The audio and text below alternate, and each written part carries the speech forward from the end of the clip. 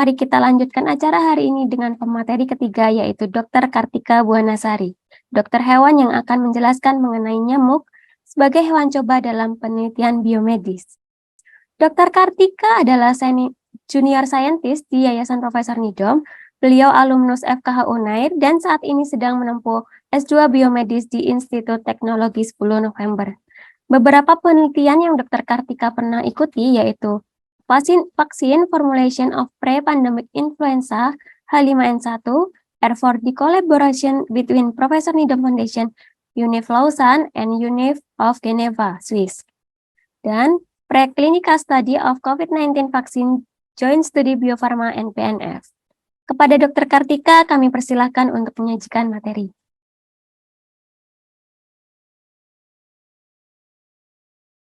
Suara saya apakah sudah terdengar? Sudah dokter. Saya izin share screen ya.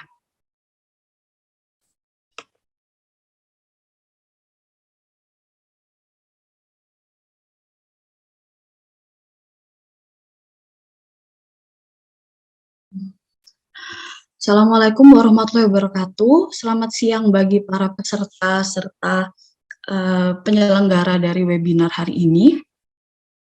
Hari ini saya Kartika Buanasari, saya akan menjelaskan mengenai nyamuk sebagai hewan coba penelitian biomedis. Yang pertama, saya akan menyentuh mengenai karakteristik yang tadi mungkin sudah banyak dijelaskan oleh Bu Heni, yaitu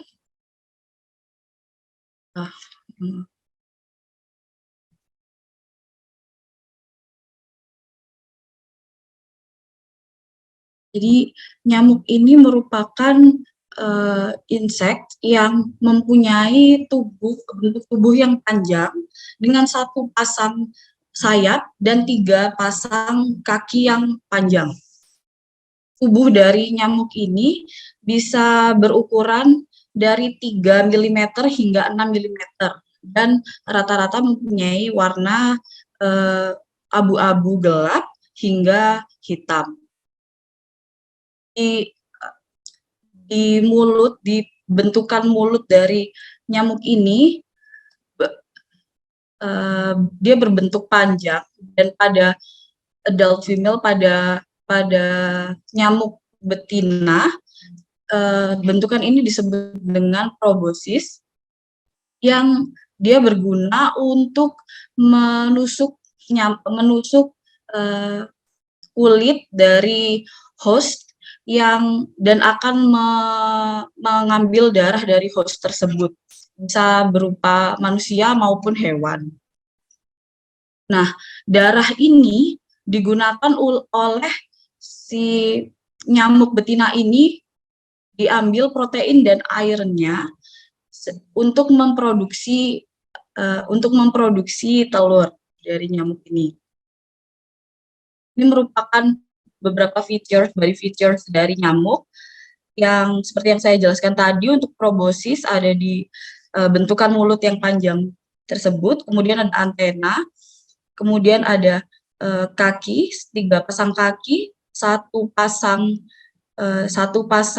wings, 1 pasang sayap, dan bentuk tubuhnya dia pointy, dia bentuk tubuhnya memanjang antara 3 hingga 6 mm.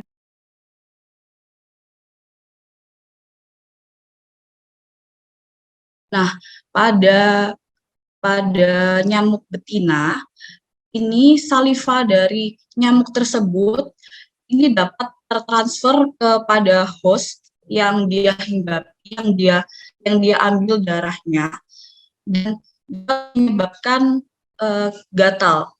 Gatal itu terjadi karena saliva yang nyamuk ini keluarkan itu mempunyai bahan bernama saglin. Saglin tersebut yaitu digunakan untuk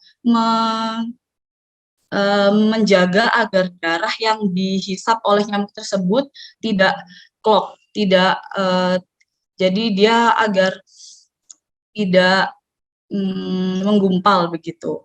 Nah, karena ada sagelin tersebut, tubuh akhirnya bereaksi mengeluarkan histamin sehingga menjadi untuk host yang dihisap darahnya oleh nyamuk tersebut. Selain itu, banyak spesies dari nyamuk ini yang dapat membawa patogen dari lingkungan ketika menggigit atau menulari host dari patogen tersebut. Dengan cara ini, nyamuk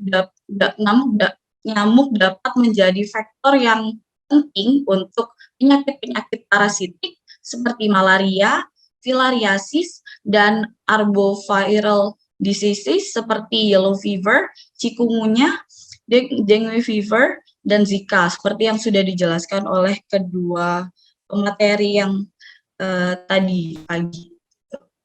Kemudian, nyamuk ini pada umumnya dia tidak bisa hidup di suhu ruang yang di bawah 10 derajat Celcius. Sehingga apabila apabila terdapat selain itu juga nyamuk ini dapat aktif di suhu pada suhu ruangan yaitu 15 hingga 25 derajat Celcius. Kemudian kedua, nyamuk jantan maupun nyamuk betina ini sama-sama memakan nektar, lalu embun dan cairan-cairan pada tumbuhan. Namun ada beberapa spesies nyamuk betina ini membutuhkan nutrisi tambahan dari darah untuk memproduksi telur seperti yang saya jelaskan tadi.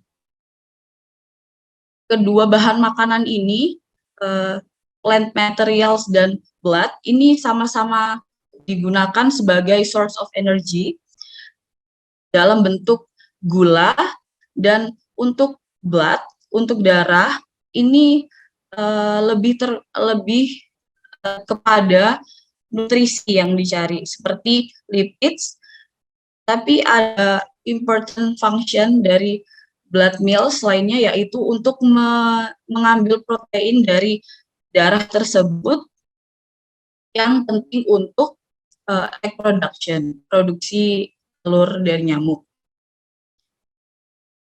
Kemudian ini yang saya jelaskan tadi, jadi saliva dari nyamuk betina tadi menghisap darah manusia maupun hewan, ini dia berperan sebagai antikoagulan, sehingga darah yang dihisap tersebut tidak menggumpal begitu ketika dihisap. Dan melalui saliva ini juga si nyamuk ini dapat menjadi perantara terhadap patogen-patogen parasit untuk ke host, untuk inang dari patogen-patogen tersebut. Secara umum untuk perbedaan dari nyamuk jantan dan nyamuk betina, untuk nyamuk jantan itu dia antenanya lebih ada seperti fur-nya, jadi ada seperti berbulu begitu. Sedangkan kalau yang female ini clear, dia tidak ada. Lalu untuk yang jantan ini juga proboscisnya itu lebih panjang, sedangkan kalau betina ini itu lebih pointy dan lebih pendek. Kalau dari kita biasanya peneliti, yang paling gampang untuk membedakan male sama female, jantan sama betina ini mungkin dari besar badannya. Kalau untuk yang female ini rata-rata dia lebih besar daripada yang jantan, sehingga kita dapat itu dengan cara seperti itu, tanpa harus mengidentifikasi body features dari nyamuk tersebut. Kemudian untuk life cycle, pertama dari nyamuk dewasa betina ini bertelur, dan kemudian bertelur ini dia taruh di air yang tidak mengalir, jadi still water. Kemudian dari telur ini dia akan menetas menjadi larva, kemudian berubah menjadi pupa, dan kemudian menjadi nyamuk dewasa. Untuk pada stase pupa ini kita mulai dapat melihat perbedaan body size dari nyamuk jantan dan nyamuk betina. Jadi nanti untuk memisahkan antara mana yang akan menjadi nyamuk jantan dan nyamuk betina itu bisa kita perkirakan dari body size dari pupa tersebut. Kemudian saya mau menjelaskan mengenai protokol penetasan nyamuk. Jadi, nyamuk ini banyak sekali digunakan dalam penelitian biomedis. Beberapa di antaranya yaitu untuk penelitian mengenai vektor dan mengenai interaksi vektor antar vektor dan parasit, kemudian juga bisa untuk penelitian mengenai insektisida, dan yang terakhir bisa digunakan untuk vaksin studies, jadi untuk penelitian vaksin. Jadi karena alasan ini dibutuhkan adanya penetasan nyamuk yang lebih terkontrol gitu, sehingga nyamuk ini tidak terkontaminasi atau tidak terinvasi oleh hal-hal lain, patogen atau parasit begitu. Pertama, dalam penetasan nyamuk ini yang harus diperhatikan yaitu adalah kandang dari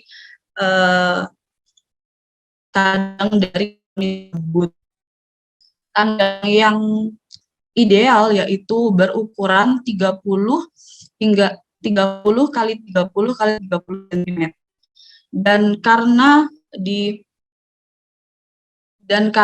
di habitat aslinya nyamuk ini tidak terlalu banyak terkena cahaya, mereka lebih aktif pada malam hari begitu, yang jarang cahaya. Jadi jadi kandang ini sebisa mungkin dijauhkan dari natural light. Natural light ini apa? Maksudnya dari sinar matahari. Jadi harus di dalam ruangan. Kemudian untuk temperatur yang ideal yaitu 26 derajat Celcius. Kemudian untuk yang kelembapan yaitu 70%. 70% karena ini sangat dibutuhkan untuk ideal condition dari nyamuk ini agar bisa bertelur dan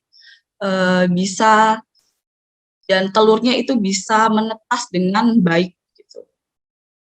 Lighting ini juga sangat menentukan untuk kelakuan untuk mating behavior dari nyamuk jantan dan nyamuk betina. Dan juga untuk oviposition. Oviposition ini apa? Oviposition ini adalah behavior dari si betina untuk mencari tempat yang lebih secluded, tempat yang lebih gelap untuk menaruh telur tersebut, telur dari nyamuk tersebut. Lighting yang ideal yaitu 12 jam terang dan 12 jam gelap. Kemudian bahan dari kandang yang digunakan itu harus yang rust proof. Jadi dia harus seperti aluminium seperti itu. Atau mungkin bisa menggunakan plastik atau juga fiberglass. Plastik atau fiberglass ini lebih disarankan karena dia dengan menggunakan bahan ini kita bisa melihat perkembangan dari nyamuk tersebut dari luar. Jadi dia lebih lebih mudah untuk diawasi begitu perkembangannya. Kemudian kandang-kandang ini diletakkan di rak yang bawahnya itu harus ada rodanya. Ini tujuannya untuk apa? Tujuannya untuk pembersihan lantai ataupun di sekitar dari kandang tersebut agar tidak ada infeksi maupun tidak ada investasi dari patogen maupun parasit-parasit yang tidak diinginkan. Beberapa insek seperti semut, lalu kecoak dan kutu buku atau Pseucoptera ini diketahui dapat memakan telur dari nyamuk. Jadi sebisa mungkin sekitar kandang dijaga kebersihannya sehingga tidak ada investasi dari hewan-hewan tersebut. Kemudian untuk debu dan kulit dari nyamuk yang dewasa ini juga diketahui dapat menyebabkan penyakit respiratori pada peneliti. Jadi sebisa mungkin terhindar juga dari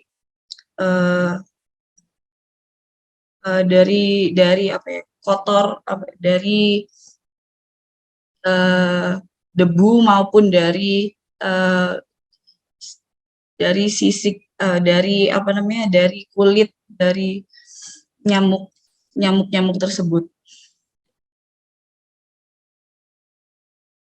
Kemudian selanjutnya yaitu untuk egg hatching atau penetasan telur. Telur yang telah dewasa biasanya berumur 2 hingga 3 minggu. Ini ditetaskan dengan menggunakan hatch solution media selama 1 malam. Hatch solution media ini terdiri dari water dari Aquades, kemudian ditambah dengan nutrient broth dan brewer yeast. Ini digunakan untuk nutrisi dari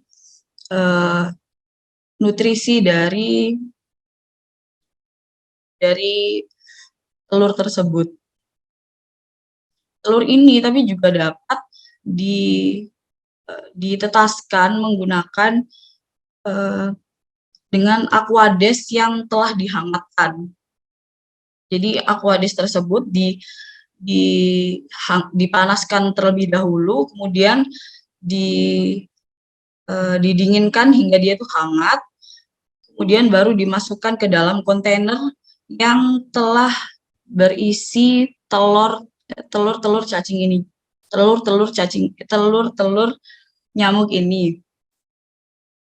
Ini tuh bisa juga ditambah dengan larval diet. Larval diet ini itu kalau yang saya baca itu mungkin alternatifnya bisa menggunakan fish pellets. Jadi makanan untuk ikan, gunakan itu. Tapi tidak menggunakan juga tidak apa-apa.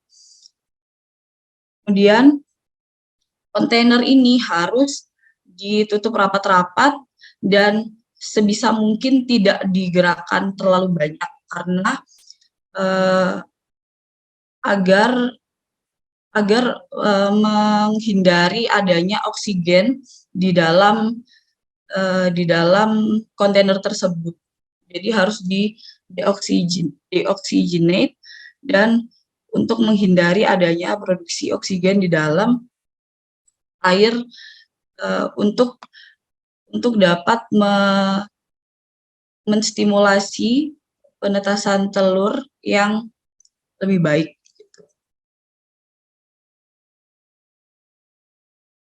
Kemudian ini merupakan container yang bisa digunakan atau toples yang bisa digunakan untuk penetasan telur tersebut.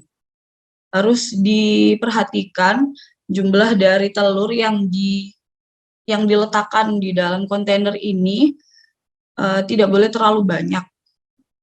Jadi dari yang saya baca itu maksimal ada 1.000 hingga 2.000 telur yang bisa ditetaskan di sini sebelum menjadi larva. Dan apabila rutinitasnya itu terjaga, jadi seperti nutrisinya tercukupi, kemudian dari lighting dan humidity dan room temperaturnya mencukupi, dia seharusnya telur yang menetas bisa hingga mencapai 70 hingga 80% dari jumlah telur yang ditetaskan dalam satu kontainer ini. Kemudian untuk penetasan larva, sekitar 1.500 hingga 2.000 larva ditetaskan di dalam satu plastik tray ini. Dia berukuran 40 x 30 x 8 dan berisi 1 hingga 1,5 liter aquades. Dan kemudian larva ini diberi makan 4% liquid diet yang di dalamnya termasuk yaitu fish powder, kemudian bovine liver powder dan yeast. Terus pemberian pakan untuk larva ini untuk hari pertama dan kedua yaitu 8 ml. Kemudian untuk hari ketiga dan keempat itu sebanyak 16 ml dan kemudian di hari keempat dan seterusnya itu sebanyak 32 ml. Jadi dia semakin lama semakin banyak, tapi untuk di awal itu memang tidak boleh terlalu banyak karena kalau terlalu banyak dia akan keruh seperti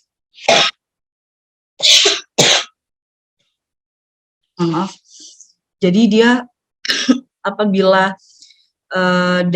apabila makanannya dia terlalu banyak, airnya akan berubah menjadi keruh seperti ini. Itu menandakan bahwa itu bukan kondisi yang baik untuk larva-larva ini menetas begitu. Jadi dia pakannya itu harus dijaga dengan menurut FAO, ini yang saya cantumkan di sini yaitu protokol dari FAO. Itu untuk hari pertama dan kedua itu 8 mili, 3 dan 4 itu 16 mili, dan 4 dan seterusnya itu 32 mili.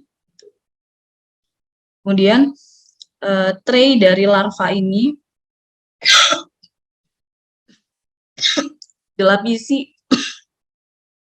dilapisi oleh plexiglass transparan. Jadi dia itu bentuknya seperti kaca seperti itu. Dia untuk menghindari evaporasi dan untuk menjaga seperti temperatur dari tray ini agar dia tetap stabil sehingga bisa promote penetasan yang baik untuk larva-larva ini.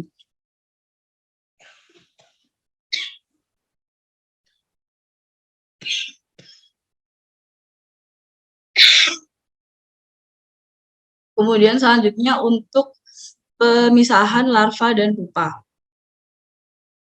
pupa 1.000 sampai 2.000 pupa dipisahkan dan diletakkan ke satu jar, ke satu toples seukuran 10 kali 10 kali 8. Dan di dalam toples ini dan toples ini dimasukkan ke dalam rearing cage. Itu adalah yang kandang yang pertama kali saya tunjukkan tadi, yang berukuran 30 kali 30 kali 30 cm. Dan ini untuk colony maintenance, rasio dari jantan dan betina, larva pupa jantan dan pupa betina ini yang disarankan yaitu 1:1. Tapi apabila ingin lebih cepat gitu atau lebih banyak telur yang diproduksi, bisa bisa ditingkatkan rasionya menjadi 1:3. Jadi satunya female, tiganya male-nya 3, female-nya 1 bagian. Kemudian dia durasi pupa ini yaitu sekitar 2 hari, yaitu 48 jam, tergantung dari temperatur dari toples ini, tergantung dari temperatur yang ada di sekitar kandang tersebut. Jadi ini memang harus sangat diperhatikan gitu. Jadi untuk room temperatur dari kandang-kandang tersebut harus diperhatikan, karena kalau tidak penetasan dari pupa ini, perkembangan dari pupa ini tidak akan bisa maksimal. Oh ya, untuk memisahkannya bisa menggunakan pipet seperti ini, pipet plastik ini. Jadi dia diambil seperti biasa, karena kan di bawahnya ini kan air ya. Nah, tadi kan diisi dengan air, jadi tinggal diambil seperti biasa, kemudian dihitung sekitar 1.000 hingga 2.000 ini banyaknya di dalam satu toples ini. Kemudian untuk pemberian pakan dari nyamuk dewasa, karena seperti yang saya sebutkan tadi, baik nyamuk jantan maupun nyamuk betina, dua-duanya sama-sama makan gula. Jadi kita tetap harus memberi makan gula. Ini makanan yang harus selalu ada di dalam kandang tersebut. Sumber gulanya ini menggunakan sukros, jadi cairan sukros 5 hingga 10%. Dan diberikannya menggunakan feeder seperti ini. Ini kalau bisa membayangkan, kalau kurang jelas, jadi ini merupakan botol bisa menggunakan botol apapun yang nanti akan diisi oleh sucrose solution tersebut. Nah, dia kemudian ditutup. Nah, ditutupnya ini dia diberi selang begitu. Diberi selang. Selangnya ini akan masuk ke dalam mesh yang digunakan untuk menutupi kandang tadi. Begitu. Jadi dia lubangnya itu hanya kecil gitu saja, hanya jadi tidak perlu terlalu besar. Nah, kemudian si nyamuk itu dia akan makan dari saluran tersebut, dari feeder ini, dari ujung dari feeder ini. Kemudian untuk betina, untuk nyamuk betina, karena dia juga membutuhkan darah untuk sumber protein dan lemaknya, jadi harus diberikan suplai blood feed. Sumbernya yaitu dari bovine blood fresh ya, dan dia harus fresh ya, dan dia diberikan 2 kali per minggu. Mulai diberikannya kapan? Mulai diberikannya itu 4 hingga 5 hari setelah nyamuk ini jadi dewasa gitu. Nah, pemberian pakan blood ini bisa menggunakan alat ini.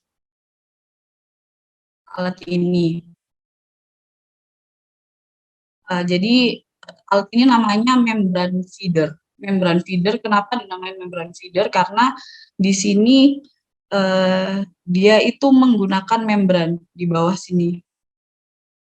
Nah, bagian membran ini yang dia akan bersentuhan dengan mesh dari kandang yang berisi nyamuk tersebut. Gitu. Jadi darahnya masuk melalui sini, dan di bawah ini ada membrannya. Kemudian nyamuk-nyamuk yang ada di sini akan menghisap darah dari membran tersebut. Jadi tidak ada kontak langsung terhadap dengan darah tersebut, tapi dengan perantara membran itu. Oh ya, membran yang digunakan yaitu membran kolagen. Atau kalau misalnya tidak ada alat ini, bisa menggunakan alternatif seperti ini. Jadi darahnya itu dibungkus saja dengan membran kolagen itu. Jadi darah ini dibungkus dengan membran kolagen, kemudian tinggal ditaruh aja gitu di kandang tersebut. Nanti nyamuk-nyamuk itu akan menghisap darah tersebut melewati menghisap membran tersebut, jadi dia bisa makan darahnya. Tapi kalau dengan cara tradisional seperti ini, dengan cara alternatif seperti ini, tidak ada yang bisa menjaga suhu dari darah tersebut. Jadi kita harus sering-sering cek begitu. Jadi tidak boleh terlalu lama ada di dalam kandang ini. Karena nanti darahnya itu bisa jadi jelek, malah dia jadi penyakit untuk nyamuk tersebut. Kira-kira begini sistem dari membran feeder untuk blood feed tadi. Jadi darahnya akan masuk lewat sini hingga ke bawah hingga ke dasar. Di dasar ini ada membrannya. Nah, si nyamuk dia bakal menghisap darah melalui celah-celah dari mesh yang ada di kandang ini dan menusuk membran tersebut hingga dia bisa menghisap darahnya begitu. Nah, kelebihannya menggunakan membran feeder ini, dia ada water. Jadi darah ini tuh bisa disesuaikan atau diidealkan temperaturnya menggunakan air gitu. Jadi dia bisa lebih dikontrol temperatur dari darahnya.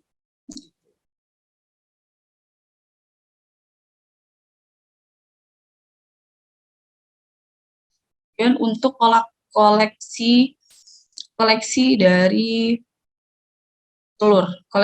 telur nyamuk. Nyamuk-nyamuk betina ini dia akan oviposit di dalam seperti cup gitu. Jadi dia di dalam kandang ini dia akan ditaruh cup silindrikal yang berwarna gelap. Berwarna gelap ini dimaksudkan agar si nyamuk betina ini dia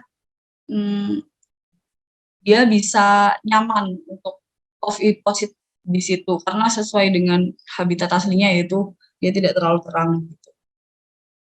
Kemudian di dasar gelas ini diberi air. Jadi sepertiga dari gelas ini diisi dengan air.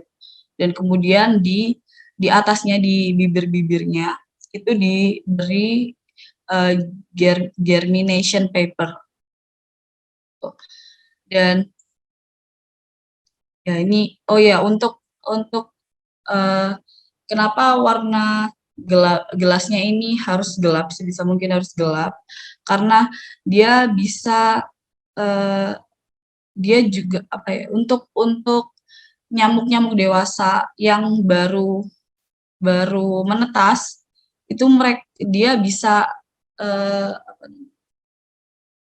menyesuaikan diri lebih cepat gitu, agar dia bisa menyesuaikan diri lebih cepat sehingga dia bisa cepat merasa nyaman dan dia bisa bertelur di dalam cup ini, di dalam gelas ini. Terus juga yang perlu diperhatikan adalah di dalam di dalam kandang ini sebisa mungkin tidak ada sumber-sumber air lainnya. Jadi tidak ada still water lainnya. Jadi tidak ada air yang still water lainnya. Jadi si nyamuk ini tidak akan menetas di tempat lain gitu. Karena kalau menetas di tempat lain akan susah untuk koleksinya. Nah, ini gambaran dari telur-telur nyamuk yang ada di germination paper-nya. Tadi kan seperti yang saya sebutkan diberi germination paper di mulut dari gelas itu. Nah dia itu jadi germination paper ini dia gunanya untuk memudahkan koleksi dari si telur itu sendiri. Jadi dia akan bisa berkumpul di paper tersebut dan kemudian baru bisa kita koleksi gitu. Oviposition ini akan mulai pada hari ketiga setelah blood feeding dan akan berlanjut untuk 1 hingga 2 hari dengan semakin lama telur yang ditetaskan itu semakin sedikit. Tapi yang perlu diperhatikan adalah kalau jadi setelah terlihat telur-telur di germination paper ini harus segera dikoleksi, karena kalau tidak dia bakal menyebabkan premature hatching. Jadi dia penetasan yang prematur. Jadi dan itu bisa menyebabkan larva-larva ini mati begitu, tidak berkembang dengan baik. Sekian mungkin yang dapat saya sampaikan. Untuk lebih kurangnya saya mohon maaf dan terima kasih. Wassalamualaikum warahmatullahi wabarakatuh.